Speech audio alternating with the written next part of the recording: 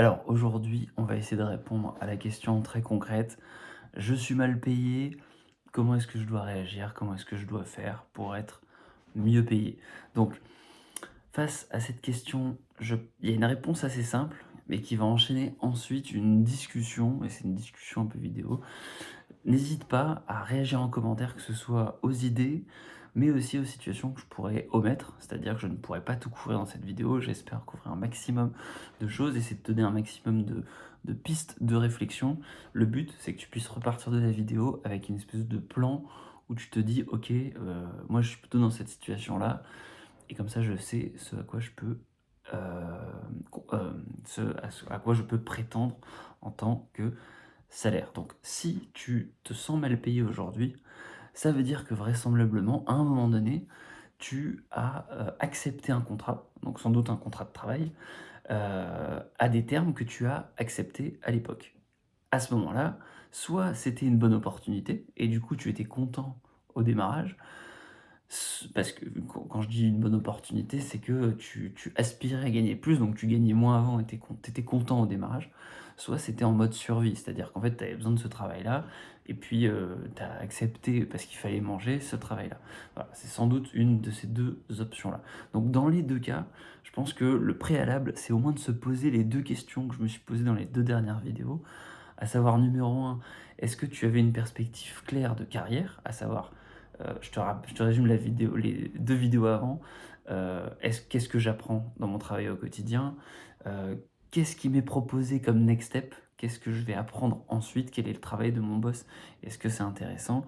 Et puis ensuite, qu'est-ce que je vais pouvoir réaliser avec cet apprentissage-là dans le futur? Et si déjà être au moins clair, être au moins satisfait de ça. Est-ce que tu es satisfait de cet apprentissage-là ou pas? Et sinon, bah, effectivement, peut-être que ça nécessite, une rétribution supplémentaire, mais, au moins est-ce que tu es dans une perspective de carrière cohérente ou non? Point numéro 2, est-ce que tu es performant? Est-ce que, tu es suffisamment légitime dans le fait de vouloir demander plus?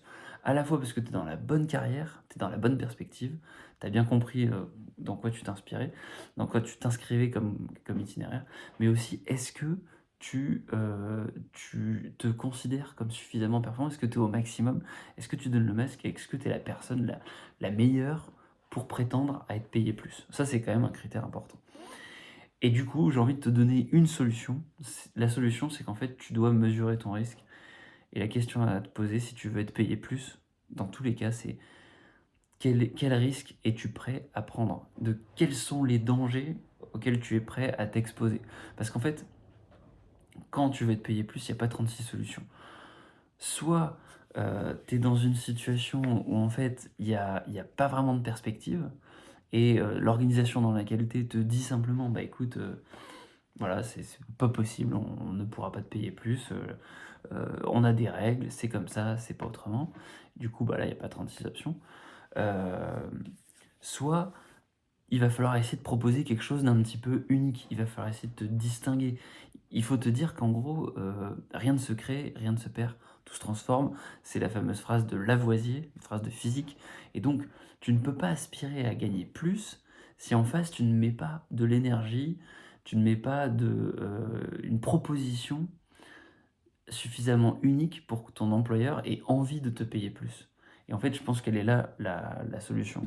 C'est que, il faut que tu sois capable de comprendre l'organisation dans laquelle tu évolues pour te dire: «OK, en fait, là, je peux proposer tel aspect qui me rend unique et qui fait que, du coup, ils vont vouloir me garder, ou alors qui vont vouloir me proposer une évolution». Mais il faut que tu puisses réfléchir à ça. Et si c'est pas clair pour toi, bah, il faut essayer de trouver cette chose. Et donc tu peux peut-être essayer de réfléchir en interne, essayer de dialoguer avec les uns et les autres.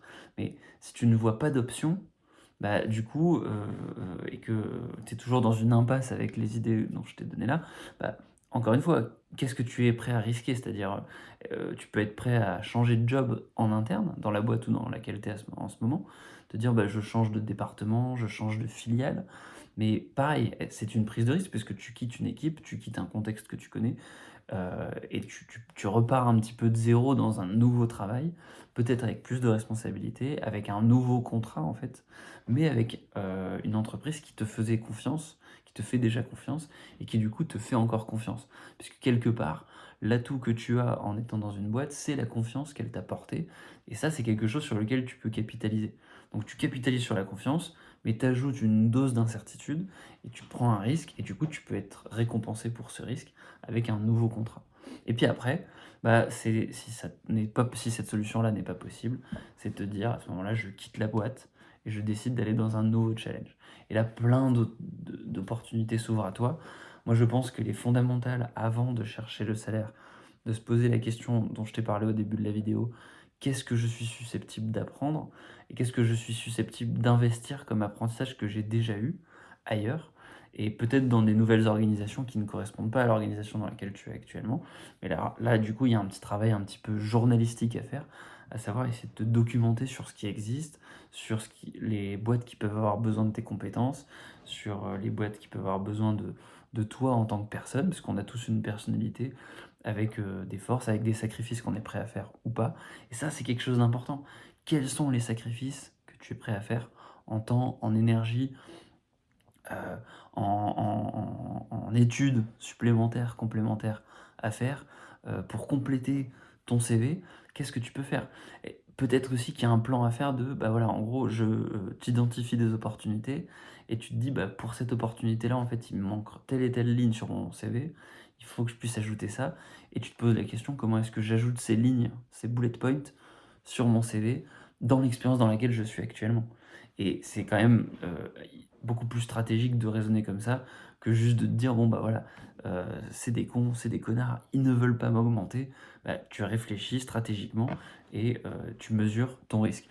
Tout comme un entrepreneur, eh ben, il prend des risques bah, une entreprise, c'est pareil. En fait, elle te propose un contrat au démarrage, mais elle prend le risque que tu partes si jamais tu n'es plus satisfait du contrat, ou elle te propose un nouveau contrat, elle te propose de faire évoluer ta rémunération, mais c'est pas forcément dans son avantage de te faire évoluer. Elle préfère peut-être que tu partes en fait, pour que quelqu'un d'autre prenne ta place, qui sera prêt à fournir le même travail que toi, au même salaire. Et c'est ça en fait l'arbitrage qu'il faut comprendre. C'est que du coup, si tu es dans cette situation-là, bah, il faut que tu puisses réfléchir à ce qu'on a dit, à savoir, soit tu évolues et tu proposes quelque chose d'unique dans la boîte dans laquelle tu es, soit tu vas évoluer ailleurs, mais pareil, tu vas devoir faire ce travail de réflexion, comment je me rends unique ailleurs. Dans tous les cas, n'hésite pas à mettre en commentaire bah, ce que tu en penses. Est-ce que toi aussi tu penses que c'est une histoire de risque et on peut aussi avoir un débat sur est-ce que les entreprises sont méchantes de ne pas augmenter suffisamment les uns et les autres, de défendre entre guillemets leurs intérêts? Est-ce qu'elles se tirent ou pas une balle dans le pied en perdant des ressources indispensables?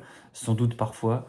Euh, Moi j'ai tendance à penser que bah, l'entreprise elle agit dans son intérêt pour sa survie et que du coup bah, le problème c'est que les gens n'ont pas toujours euh, tous les angles de vue, tous les angles de lecture. Et c'est vrai autant pour l'employeur que pour l'employé. Parfois, l'employeur, il ne se rend pas compte des gens qui partent. Et puis parfois, les gens qui partent, ils ne se rendent pas compte qu'en fait, ils peuvent être remplacés facilement. Donc, c'est pas un système binaire ou un système manichéen où les gens sont méchants ou gentils, ou c'est blanc ou noir. C'est quelque chose de beaucoup plus complexe où il y a plein d'interactions, où il y a plein d'options, il y a une multitude d'opportunités et puis de risques en fait quand on travaille avec des gens et puis des employeurs. Donc voilà, j'espère que cette vidéo t'a un petit peu éclairé, qu'elle t'a donné des pistes pour pouvoir mieux réfléchir. Moi je te dis à demain pour une prochaine vidéo. Ciao ciao.